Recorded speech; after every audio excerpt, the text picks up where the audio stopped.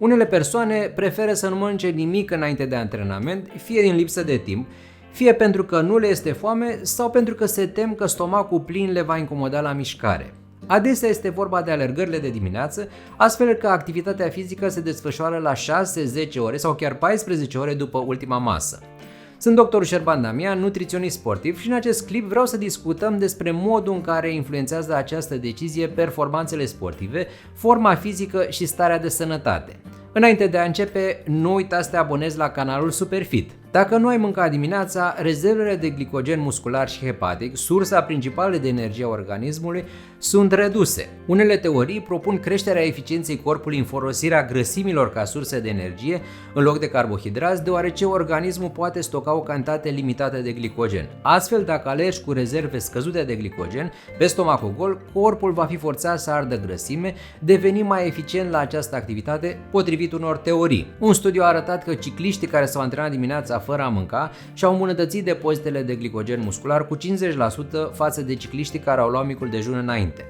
Cercetări similare au ajuns la concluzia că fastingul ocazional înainte de antrenament poate îmbunătăți depozitarea glicogenului și rezistența la efort. Totuși, studiile care au analizat efectele antrenamentelor pe stomacul gol pentru o perioadă mai lungă de timp susțin că nivelul redus al glicogenului afectează performanța și nu îmbunătățește capacitatea de utilizare a grăsimilor ca sursă de energie. O meta-analiză care a luat în calcul rezultatele a 71 de studii nu a găsit o legătură solidă între antrenamentele pe stomacul gol și creșterea capacității de utilizare a lipidelor ca surse de energie pe durata efortului. Rezultatele studiilor pe acest subiect au fost contradictorii, inclusiv din cauza formatului diferit, perioadei de fasting și caracteristicilor participanților. Până la urmă, a mânca sau nu dimineața înainte de antrenament ține de preferințele fiecăruia. Cercetătorii nu au ajuns la o concluzie cu privire la această temă și nu există studii care să arate fără niciun dubiu că efortul fizic pe stomacul gol stimulează metabolizarea grăsimilor,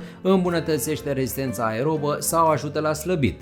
În schimb, poate crește riscul de accidentare, deoarece atunci când te simți fără energie, s-ar putea să nu mai fii atent la mișcările pe care le faci în timpul antrenamentului. Alergatul fără a mânca înainte poate fi într-adevăr de ajutor pentru cei cu probleme digestive, ca greață, dureri abdominale sau diarea apărută imediat după efort. Totuși sunt câteva elemente de luat în calcul. Durata și intensitatea antrenamentului. Poți să alergi pe stomacul gol dacă ți-ai propus să faci mișcare doar pentru 30-60 de minute la un ritm lejer sau mediu și te hidratezi bine. Pentru refacere este bine să mănânci în primele 30 de minute după activitatea fizică ca să permiți corpului să absoarbă mai repede nutrienți și să-și refacă rezervele de energie. Deci chiar dacă ești la alergat pe stomacul gol, e bine să iei apoi micul dejun.